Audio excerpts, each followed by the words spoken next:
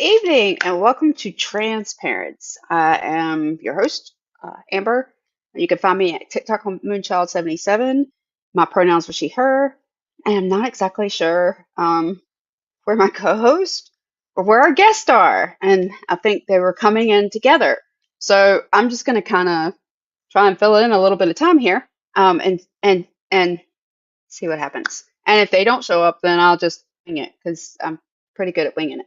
Um, so one of the things that I found interesting this week is that uh, during the debate, the former president continued with some of his disinformation as far as what happens with trans people, as far as he made that Harris had wanted to support illegal, as he put it, illegal immigrants in prison getting transgender surgery. And the truth of it was that back in, I think it's 2019, Harris had actually signed on to some legislation saying that she did support that people who were within the prison community could have gender affirming care, so honoring their healthcare needs.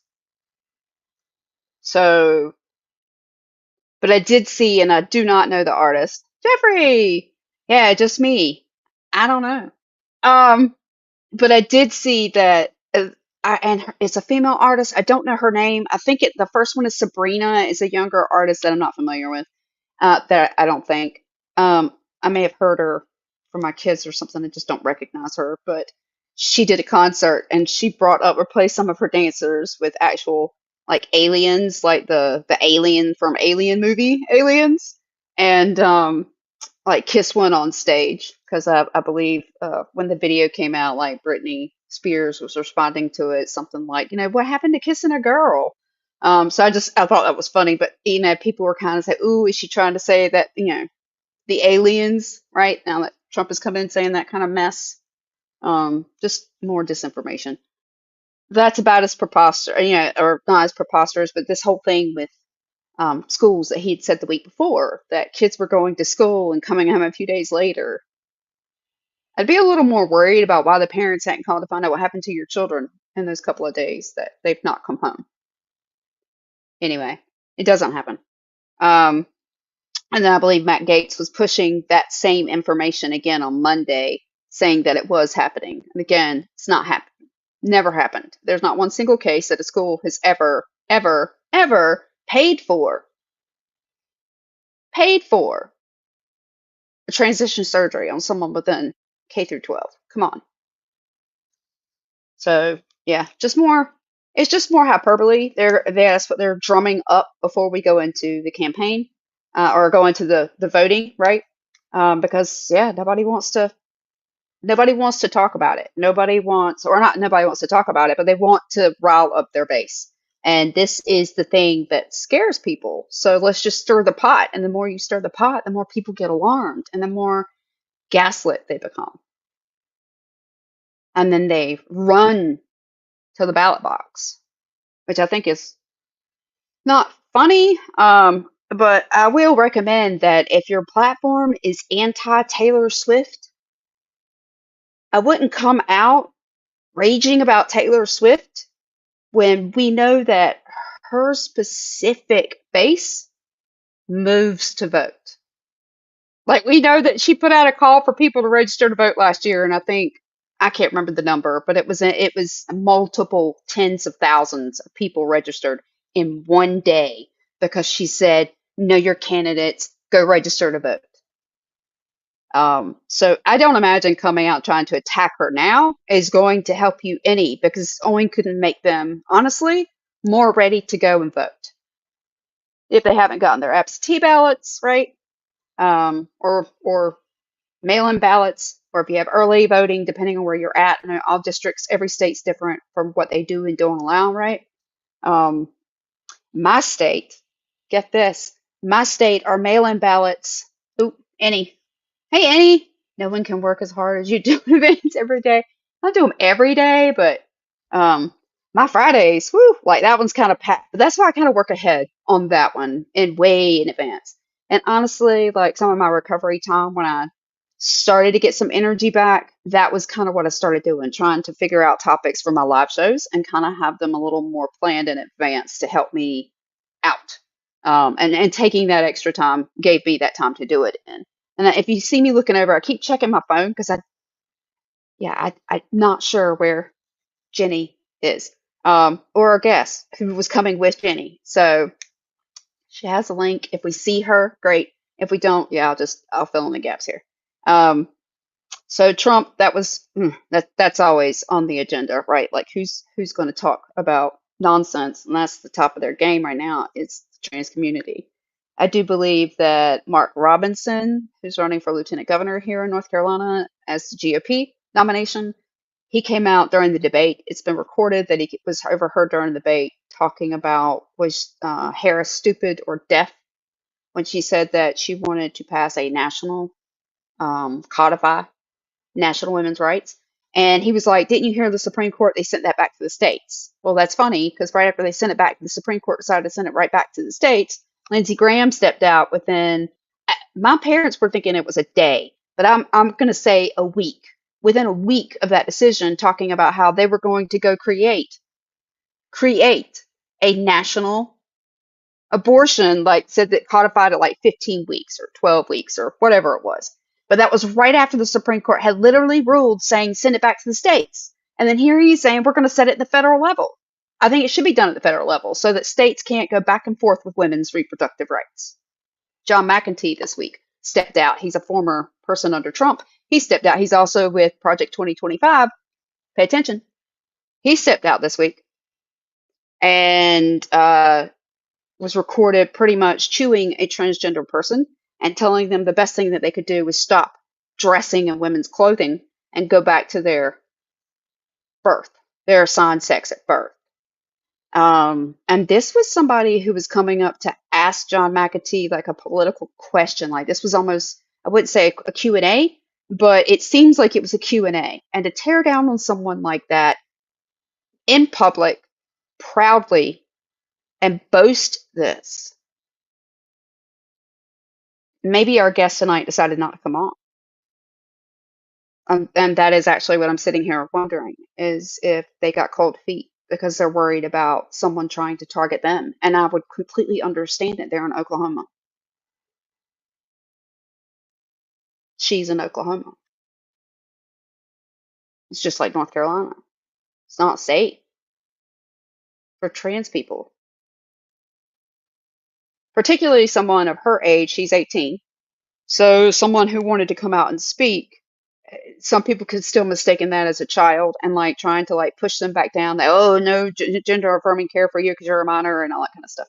Like there's just so many assumptions being made about people.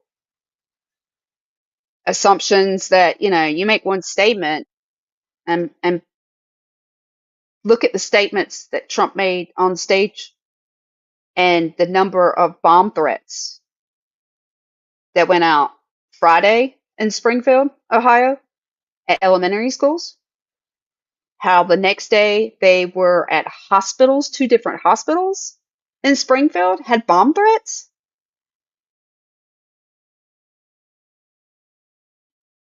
That night, his nominee or his VP nominee goes out and says that it's actually happening in Dayton. Now, Dayton is worried that they're going to start getting bomb threats.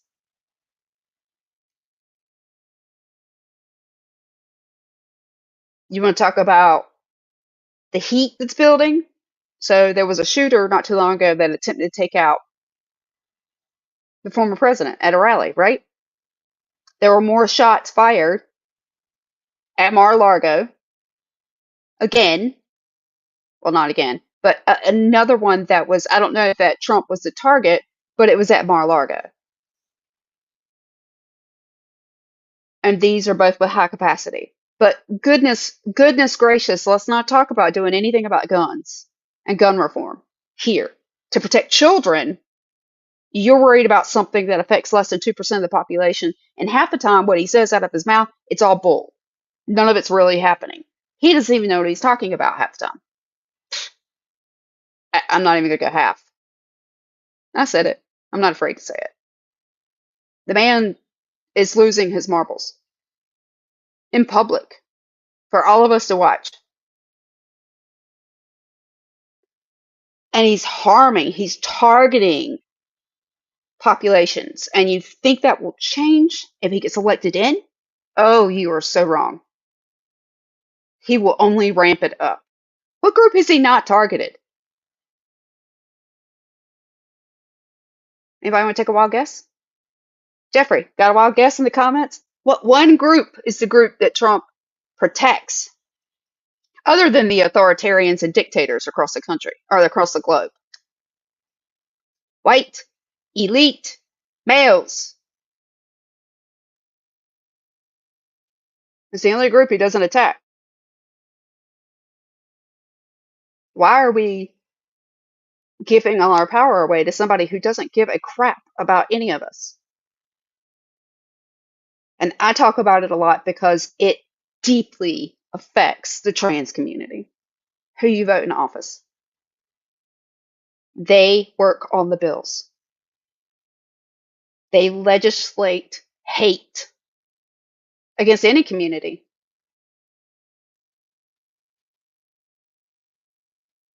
The poor, marginalized, it does not matter.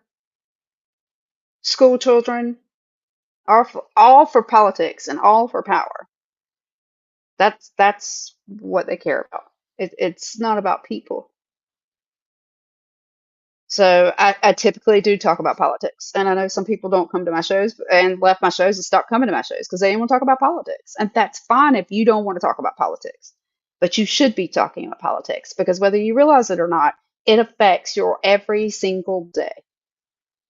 And if somebody like the former gets in, it will affect all of our every single days.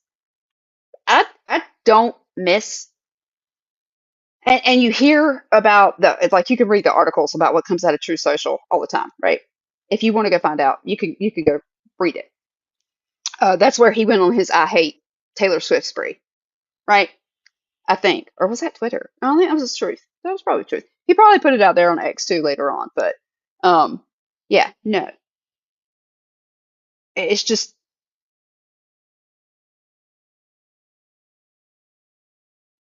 I don't want that climate anymore. I read an article this week that was talking about he missed the Reagan test.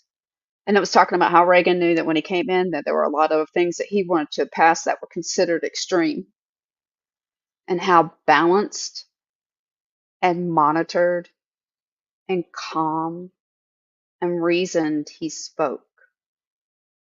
How he didn't demand your vote, he asked for your vote.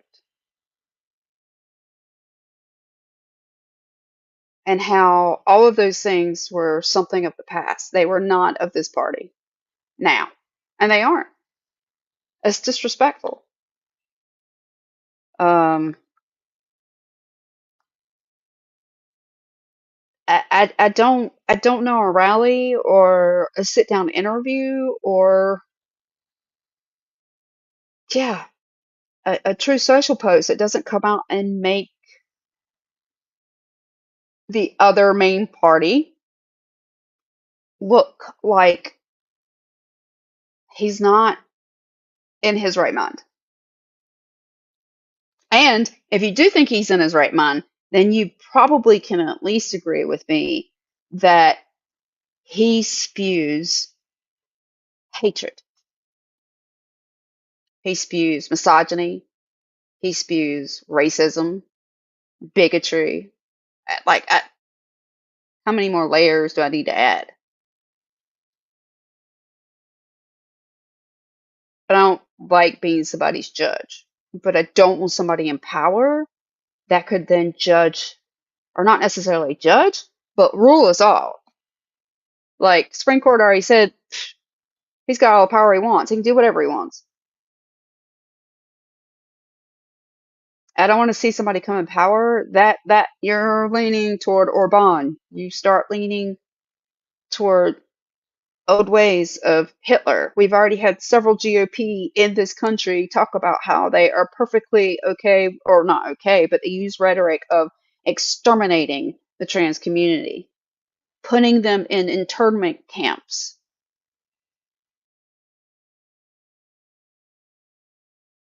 wiping them from the planet, the face of this earth. That's how people talk about my kid. I'm not okay with that. Know how many other protective moms out there are that are the same way? And honestly, if you don't know someone who's gender diverse, trans, non-binary, gay, lesbian, as like your friend's child or your child, you will. They're not afraid. They are afraid and they're not afraid. It's a group that has all this attention being thrown at them that they don't want. They just want to be able to go to school or work or get their healthcare access or just breathe, go to the bathroom of their choice, change their names and their documents to be respected as the person that they are because they show up 100% authentic. You know how much courage? That's what we were going to talk about tonight. You know how much courage it takes for somebody to show up exactly as who they are?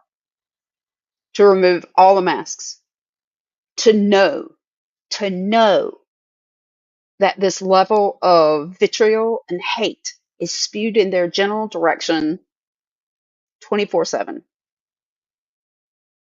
and still say, I'm not going to let you put me in a closet. I'm going to show up as me. I'm not going to let you gaslight me.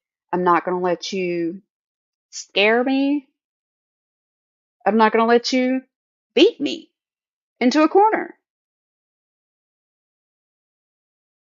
And Jenny and I, like, that's why we speak out about it so much. Like, we aren't going to tolerate it. You're not going to target my kid. Who's a kid? Now, granted, he's an adult, but when we say kids, like, I just mean that the fact that he's my offspring, he is my child. And he could be 50, and I still wouldn't want him to have to come out and say, you know what, I should be able to have access to my rights. I should be able to access healthcare, gender affirming care. I should be able to access the bathroom of my choice. I should not be discriminated against looking for a job, looking for housing, whether I get a loan, whether or not I can adopt, whether or not I can marry. And we've decided to get into the personal lives of people with a government that says we're not supposed to be in the middle of people's lives. So why are you intruding on them then? Please explain it. And they can't, because that's their intent. That's their intent. He has no right mind. Any, I agree. I don't care if I get dirt for it. Like, I'm just tired of it. Like, can you not see he's not well?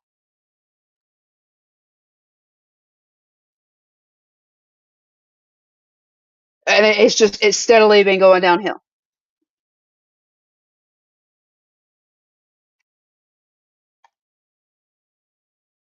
So, and some people you can't change their minds. He was corrected on the cats and the dogs, and they still kept spilling it. They still kept saying it. They're still saying it. You correct them on kids aren't going to school and schools aren't doing transition operations on children, and he still repeating it anyway. That's disinformation. You know it's false, and you still keep repeating it. Misinformation is just you're saying something that you think is true, but it's not. It's false information. But because you got it from Fox News, you think it's real. So you put it out there. Or you got it from Truth Social, so you think it's real. Um, and there's just no accountability for actions. None. And we could look at that with the judicial system, can't we? How many charges have been dropped for Trump? How many trials have been delayed for Trump? SCOTUS gave him pretty much just about full immunity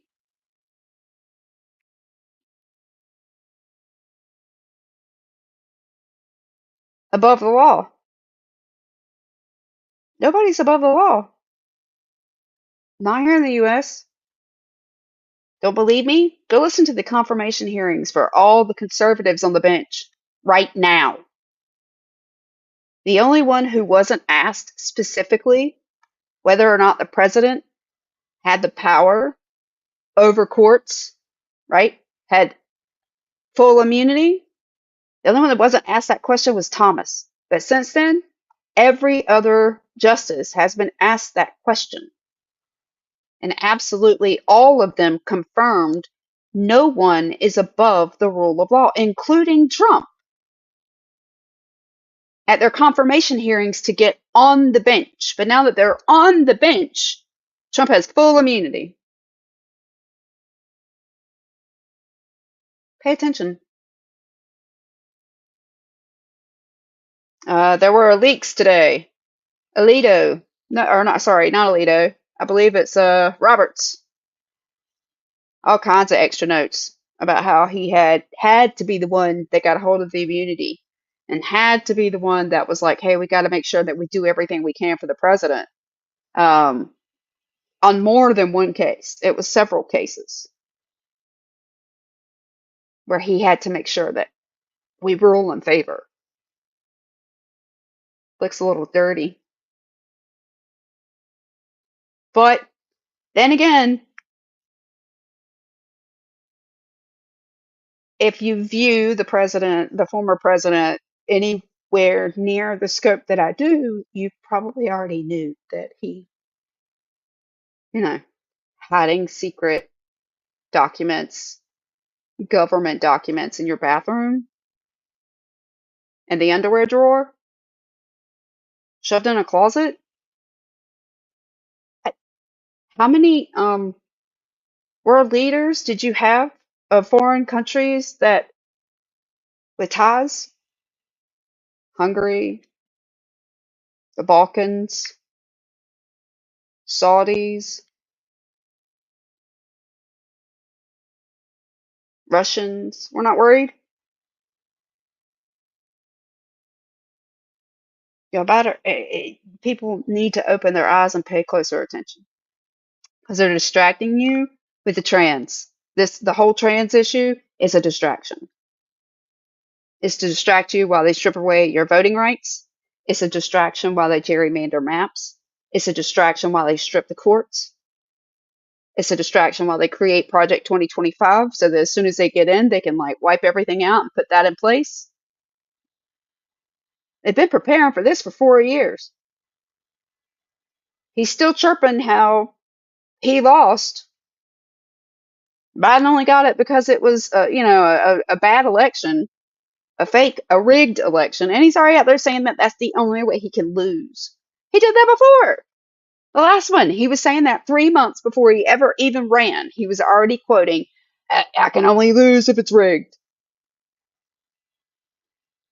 I saw an interesting post today by a psychologist, and it was a study that they did, I believe in the 60s, and they were looking at misinformation, right? And they said that if you repeated this misinformation often enough, after 2 months, those people that had decided to side with that information, no matter what clear facts, what clear evidence, what truth you gave them, you would not be able to change their minds after that 2 months. Have you seen the MAGA base? They're eating each other, literally, every day. In fact, let me see if I can pull that up since it looks like, woo, yeah, because I don't know what happened to Jenny. Um, it's actually kind of odd because that's not Jenny. I mean, I know sometimes some stuff happens and she can't make it, but usually she gives me like information. Hey, I can't make it, and This is not that at all. Okay, let me see here. Oh, oh, oh, oh.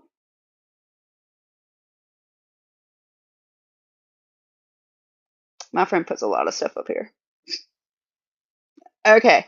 In the 60s, the KGB did some fascinating psychological experiments. They learned that if you bombard human subjects with fear messages nonstop, in 2 months or less, most of the subjects are completely brainwashed to believe the false message, to the point that no amount of clear information they are shown to the contrary can change their minds. What happened with the vaccines? How many people went from, I'm not going to take COVID vaccine, to now are just completely anti vaccine? We have measles cases popping up. We have cases of these things that honestly we eradicated or had under control because of the fact that we did vaccines. And just the skepticism in our health system. People were literally drinking bleach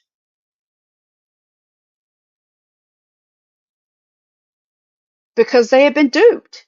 And they're still listening. Not all of them, but some of them. I told a friend yesterday, I removed like 45, 50 more people off my Facebook. If you had stuff out there, anything about what I've been talking about tonight, I'm just not standing for it. You're not going to trash my kid. You're not going to trash the trans community. You're not going to trash people. They're human beings. We're all human beings. If you don't like the way they live their life, that's your issue. It's not their issue. That's a you problem, not a me problem. You don't like what's going on with my kid? Walk away. Scroll on. Turn the channel. Whatever it is you need to do. But you don't have to be hateful. You don't have to spread misinformation. You don't have to spread disinformation that harms who? Who's it harm? It harms the trans community. And unfortunately, and the community that I speak about, it harms trans youth because they're the ones being cut from gender affirming care the most. They're the ones that are having legislation written that says they can't be supported in school. That honestly, it's okay to bully and discriminate against them in school. And then they can't go to their doctor and get the gender affirming care that they need, which puts them in a worse place mentally. A group that already struggles mentally. And this is a good portion of why, because of lack of support, whether it be within their families and their homes, whether it be within their extended families, whether it be in their schools, their communities, the politicians that are supposed to represent their constituents, all of them in a district, in a state, in a country, region. It harms them most. It targets them.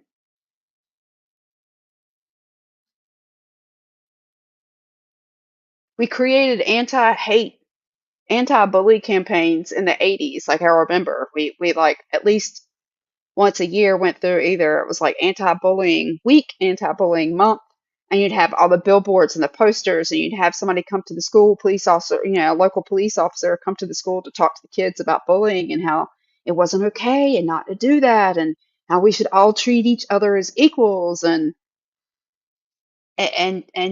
now you're literally writing bills that say the teacher gets to discriminate. And we're not in the 80s anymore, right? So what is something we didn't have in the 80s that helps push this disinformation and misinformation campaign. We have the internet. We didn't have that in the 80s.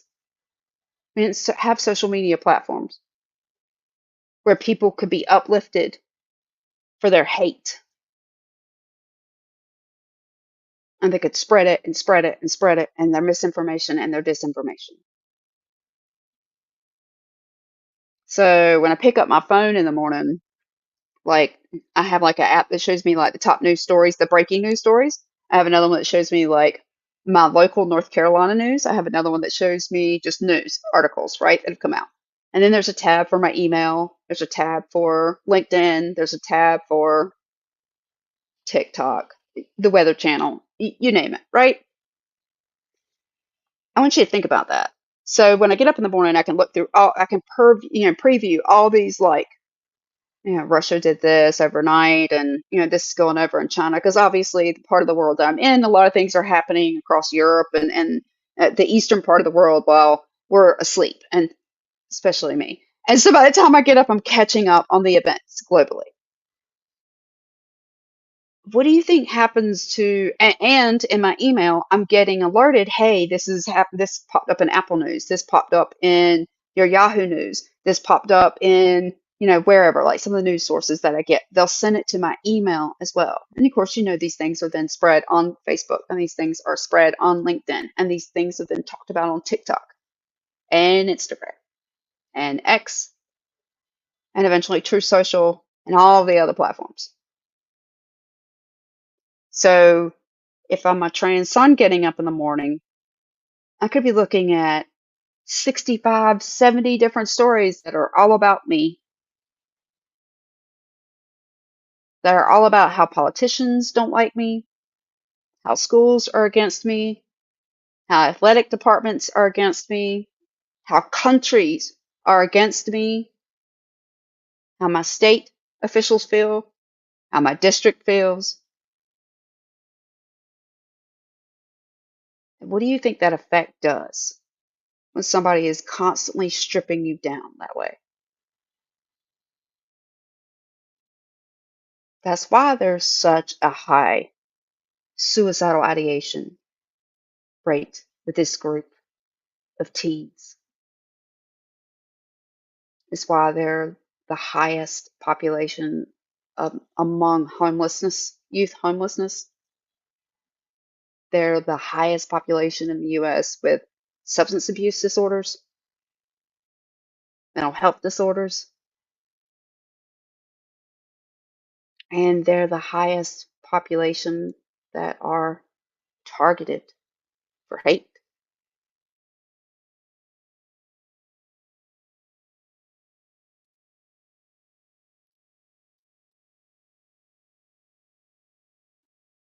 Be mindful that your politicians work for you.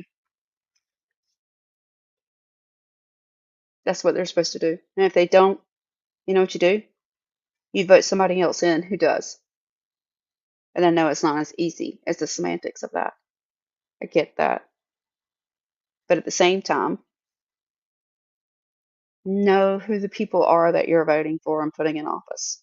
Because they are the ones that are saying it's okay to say these things, or they're the ones that can veto these rules, these laws. If you're in a state like mine, where I have two red supermajorities in our legislature, but we have a Democrat in office as a governor. Now, those two legislators have done a really good job at stripping away practically every power away from our governor there is. And he can veto, but with two supermajorities, they just flip it over, overturn it. And I'd love to think, I will say the latest polls have come out that Robinson is way behind. I just don't think he can catch up. We have 50 some days. But I was going to tell you this earlier in the show, and forgot to mention politics. Okay. So we know that for a while I think there's like 7 different candidates on my ballot, at least like the Green Party and all of that. But Robert RFK Jr. Kennedy was trying to get on different ballots across the country. And in some states, they had said it's too late, you didn't get your signatures in, blah, blah, blah, in time, that kind of thing. And that happened here in North Carolina. RFK Jr. sued the state to go on the ballot. Our mail in ballots were supposed to be sent out over 2 weeks ago. But the day before, because RFK had dropped out, he came back and sued the state again, the election board, and said, you can't put my name on the ballot. That will confuse people. Literally within a few weeks of suing to get on the ballot. Our election board, state election board, had to dump over 3 million ballots and are having to reprint at the county's cost of every district to get this done. Our mail-in ballots are going to go out this coming Friday, 3 weeks late. Anybody had their mail get to them on time in the last 4-5 years? Because since LaJoy got in there, mail doesn't run normally anymore. Well, they passed about 7 different voting laws last year in North Carolina. One of those is that where we used to have, you had election day, we here in North Carolina had a 3-day grace period, which meant that as long as your vote was postmarked by the 5th and received 3 days after, then it would still be counted. And that's because we have, I can't remember how many bases. I don't want to incorrectly state this. I feel like it, yeah, I can't remember exactly how many bases we have here. But due to the amount of service members that we have in North Carolina, we've had that extension so that soldiers overseas got their ballots back in time.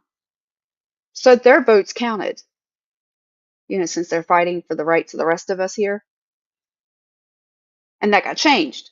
Now they have to be in by 7:30 on voting day in North Carolina. That's one of the 7 changes. So slowed down the postal service. And then now we've had to have how many, like over 3 million ballots reprinted, and they haven't been sent out yet. And they were supposed to, I think we're one of the earliest, I think we were one of the earliest like absentee ballots or mail-in ballots that go out in the country.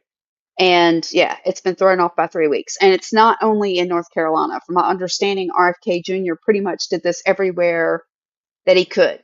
Some states, like he sued to do it. Now, some states were like, no, we're not doing that, which was smart. Not in North Carolina. North Carolina has a Republican majority, which meant can't take away any votes from Trump. So you got to take RFK off. Because we're one of the closest, we're probably one of the closest states. We were the closest in the last election between Biden and Trump. I think Trump took the state by like 1.2%, maybe.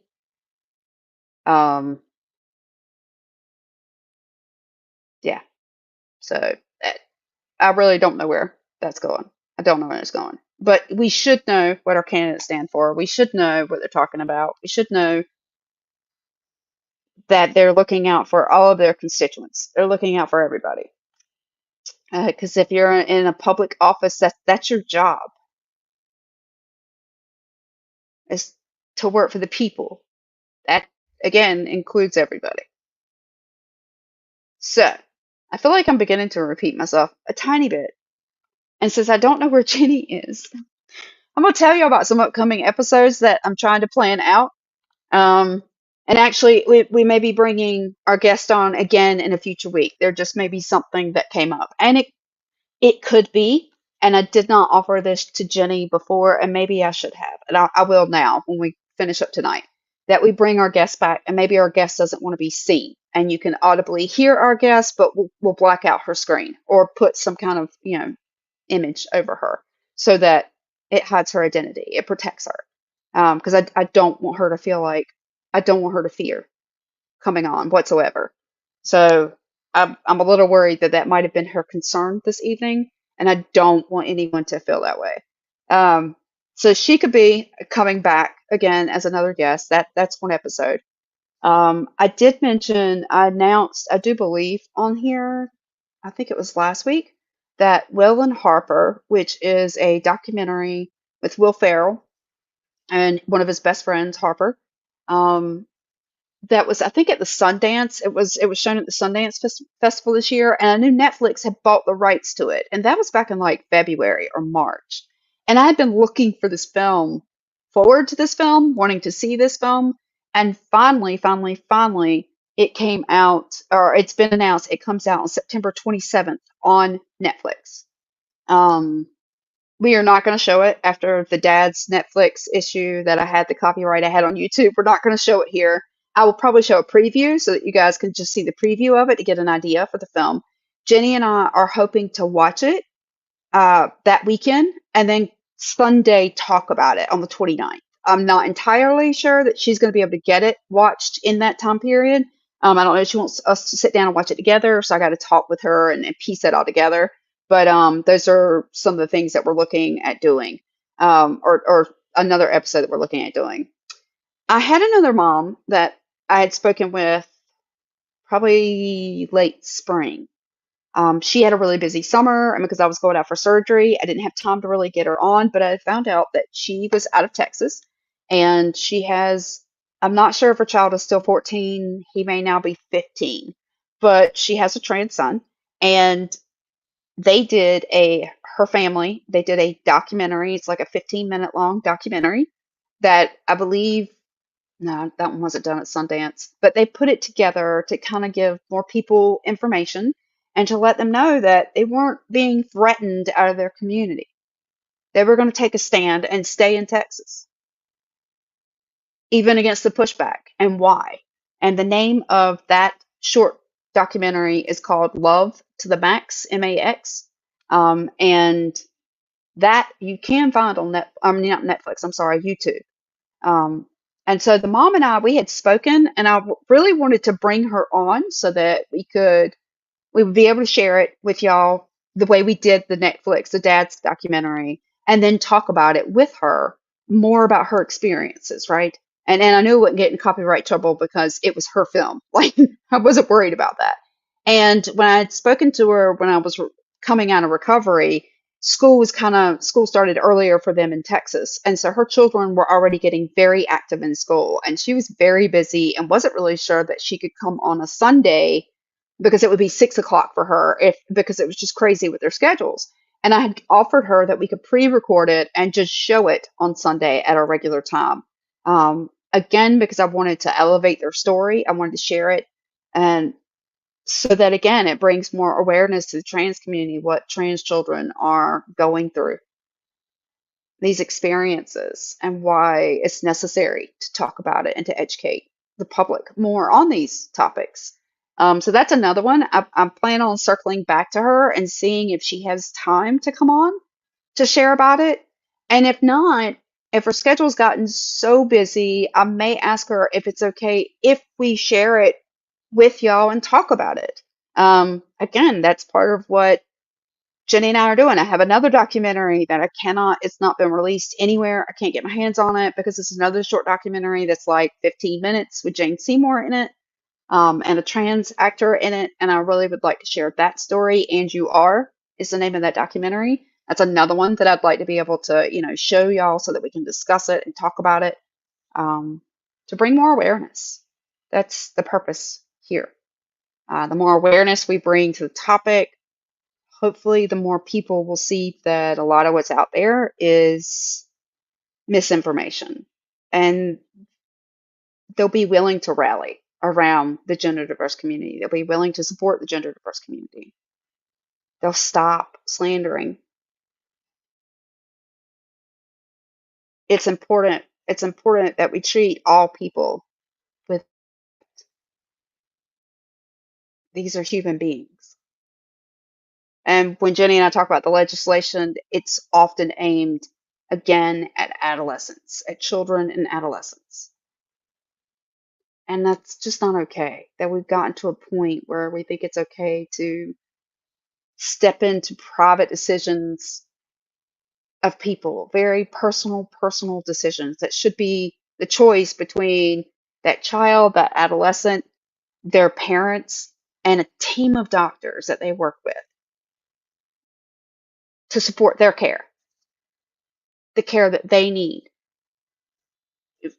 We all have different needs. I can't even tell you the number of new doctors I have gained this year between surgeons and being diagnosed with epilepsy and, oh, let's go check out for this condition and this condition and this condition, and here's more specialties for you to go to. And I couldn't imagine someone getting in the way and saying, no, you don't have the right to go there without my permission. Or that some politician made the choice that I have to wait 6 months on a certain issue before I get to see a physician about it, right? So I can think about it. Is this really what I want? Or some other excuse that they can come up with. So trying to get in the way of healthcare for the gender diverse community, specifically children, it's not okay. You create parents' rights so that you can say my kid can't have a vaccine, and so my kid can't wear a mask, and you got to tell me my kid's pronouns in school, but you won't give them access to healthcare. That is proven by every major scientific organization, medical organization within the US, because we're talking about US care and US legislation, has all affirmed that it does support them, that that's best practice, is to support kids so they're healthier, so they're happier. I- It's not, I don't like how people mock the gender diverse community. I don't like how my politician running for lieutenant governor or running for governor walks around talking about they pretend one day they're a man one day and pretend to be a woman the next day. I do not like that mockery. It is not that flippant. It is something difficult for people to wrestle with their inner selves. That's without anything from the outside. That's without whether or not their parents support them, their community supports them, their spouse, their children, whoever around them. That's regardless of whether they support them. That's just them having to deal with that. That incongruence, not feeling comfortable in their skin. Oh, I'm going to put this one on the screen. He is absolute scum. Absolute. I actually saw 3 different articles this week that said the most extreme Republican in the US wasn't Donald Trump. And all 3 articles were talking about this man running for governor. He's lieutenant governor right now, but he's running for governor in my state. Whew. Yeah. Trash, scum, all the above. All the above. Like all the and the asterisks behind it and the exclamation points. Like he's so gross. He's grody. Grody. Um, I can't even.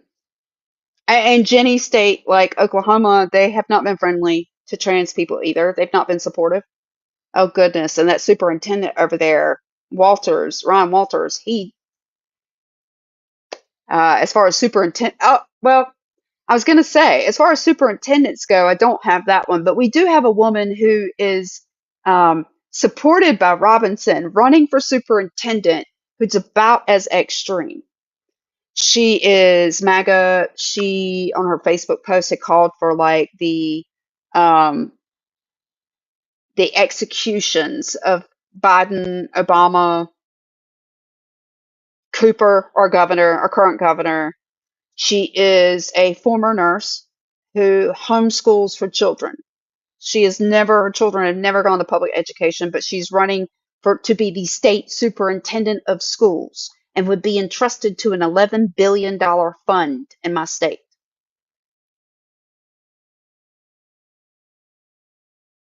But believes that we're teaching it,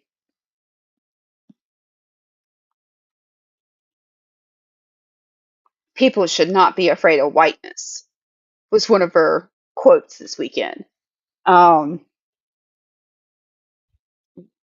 Morrow. I can't remember her first name. Morrow is the last of it, but she's about as trashy, Jeffrey. Whoa. And she's going to run the education system possibly. And previously, when they passed that parental law this past year, parental rights in schools, which told teachers that they had to call the parents, right? Let them know before they could change their pronouns or name choice at school or on school records. Um, each county, the state, when it passed it, the state board said each county could choose, or district could choose how they were going to apply that within their systems. And if she comes in, I don't know that that will be the case anymore. She could alter that and then make it where people again have to do this. And it, it's just more extreme, more extreme, more extreme. And we need to keep these extremists out, because if they start coming for one population, they'll start coming after more. History has taught us this lesson repeatedly, and we keep ignoring it. I don't know why. Like, we were considered rebels when we left the British, right? When we came over here to America, we were considered rebels. I don't know why we still refuse to listen. Some of us. Some of us. Not everybody. I can't get rid of this crease in my forehead today. Oh. So yeah, I'm worried about voting. I'm worried if I'll get my ballot in time, because I can't drive. Like, literally, I can't drive. My license was taken away. I had already asked for a mail-in ballot, so I didn't have to worry about whether or not I was going to show up in polls to like go vote. I'll be honest, guys, I have never voted in person. I have voted in mail-in voting every election since I turned 18 in the state of North Carolina, I believe. I don't think I've ever missed one. I tried not to, but I've voted every single time. And I don't even know if I'm going to get my ballot in time and if it's going to get back in time now. And I don't have another choice. I do believe they said that there were at least 166,000 people as of Friday that have requested the absentee ballots, the mail-in ballots that we're having to wait on. And obviously, and I can't remember when early voting starts here. We usually do the mail-out ballots first, and then we open. And I don't even know if that's a county thing, like, because I just know what my county does. So I don't know if per county we decide that we're going to open up earlier, depending on what the local election board has decided. I have no idea. Um, they're always trying to move that goalpost to make it harder to vote. I mean, that was the reason why we passed 7 rules last year, 7 new laws. So we'll see how that translates when it comes down to this election cycle. But I feel like I saw something the other day. It says we're at like 50. We might be at 51 days now. I could be wrong. I'm not sure exactly how many are left, but we're under 2 months now. It's getting closer and closer. Um, I do believe I've seen stories where Trump has said he's not going to come back out and speak, or he's not going to come back out and debate Harris. I do know. I think it's maybe is it the first? I think there's supposed to be a debate between Vance and Waltz, I believe, on October 1st. Um, so yeah, and we need people to know. And so those are some of the things that I want to talk about in the next few coming weeks, because I want to keep educating that this is an overblown topic, that there is tons of disinformation out there, and that honestly, all trans people, all gender diverse people, all people, quite frankly, fit under we the people, by the people, for the people. I'm not sure the disconnect. My son is included in that we. Jenny's son is included in that we. Our guest tonight is included in that we. All my trans friends in the community, non-binary, gay, lesbian, intersex, doesn't matter.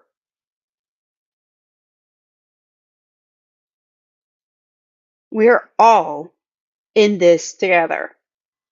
And we should vote for all, not for some, not for a few, and certainly not against some, or not against a few. This is less than 2%. And every time they can say this is, Jenny and I gave y'all an example last week. Kyle Rittenhouse, like back in July, spoke out against Trump because he didn't agree with his Second Amendment statements. And when conservatives started cracking back at Kyle Rittenhouse, calling him transgender because he had like spoken out against Trump's Second Amendment stance, he backed off of it. But they use that insult on their own party, on somebody within their own group, just to harass them, to quiet them. That's the point. To silence them, to silence the whole entire community. They'd love it if they went away. They'd love it if they could openly discriminate and hate on people.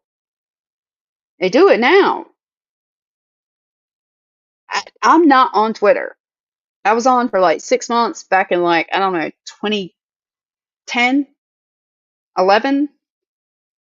I left soon after. I was not on there even, I don't think, 6 months. Like it may have been 3 months that I was on there. I was not on there long.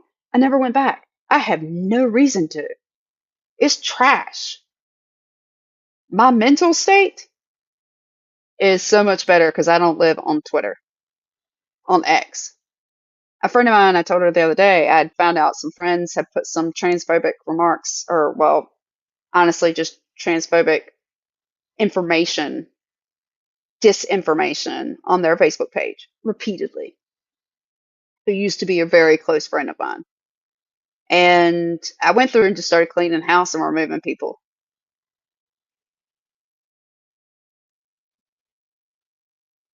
And they know that my kid is. And that's okay.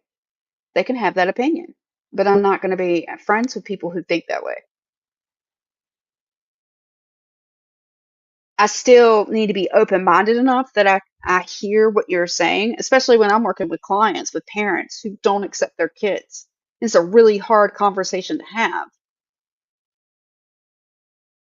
But at the same time, it's important to have it because what my ultimate goal is to save that kid so they feel supported, so they feel safe.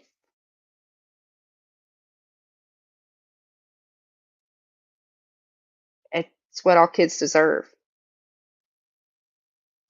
So that being said, I am going to go ahead and wrap. It'll put me right at my minute or hour. Thank you guys, Annie, Jeffrey, for being here. Anybody else that I don't see your comments right now, I'll go answer them out in a little bit. But please come back next week and join us, and hopefully Jenny will be back. Bye.